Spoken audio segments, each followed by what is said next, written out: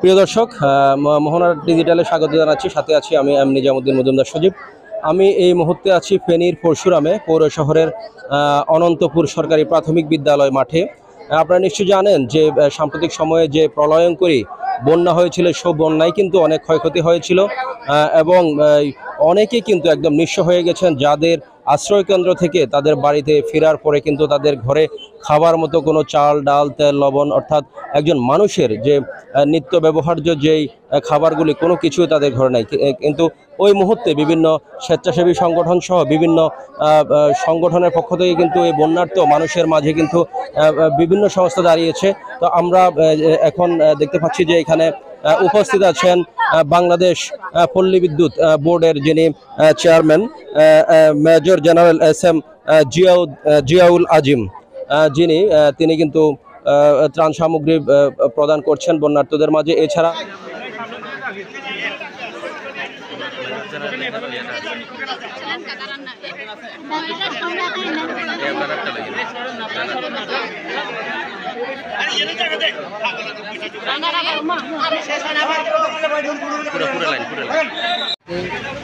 বন্যা ক্ষতিগ্রস্ত হওয়ার কারণে বিদ্যুৎ ব্যবস্থা থেকে আমাদেরকে ত্রাণ দেওয়া হয়েছে।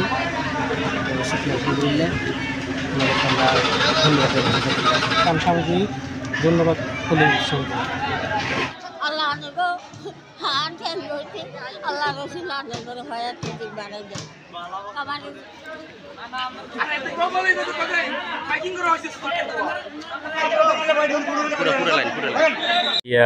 বিদ্যুতের যে সংযোগগুলো এগুলো পুনঃসংযোগ দেওয়া হয়েছে।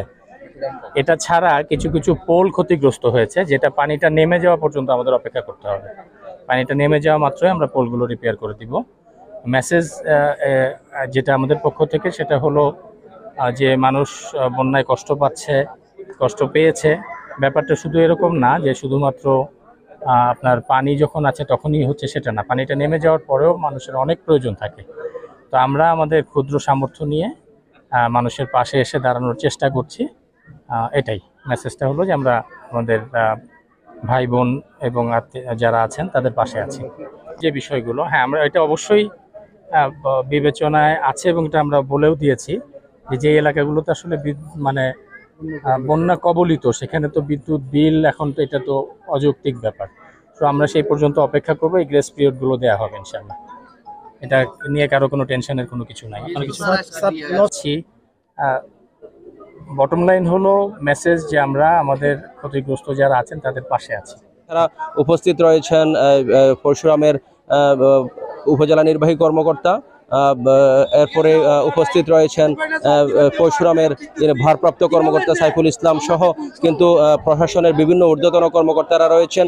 তো আমরা এখানে যেটি দেখতে পাচ্ছি যে এই অনন্তপুরে কিন্তু প্রবল বন্যা, যথেষ্ট ক্ষয়ক্ষতি হয়েছে। এখানকার মানুষরা কিন্তু অনেক মানবতার জীবন যাপন করছে, তাদের মাথা গোজার ঠাঁই নেই। তারা কিন্তু খুব মানবতার দিনাতিপাত করছে, যেটিকে বলা হয়।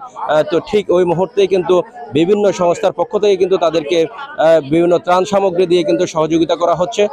তো এছাড়া এখানে উপস্থিত রয়েছেন পল্লী বিদ্যুতের বিভিন্ন নেতৃস্থানীয় ব্যক্তিবর্গ। দর্শক, এই ছিল আমার কাছে সর্বশেষ।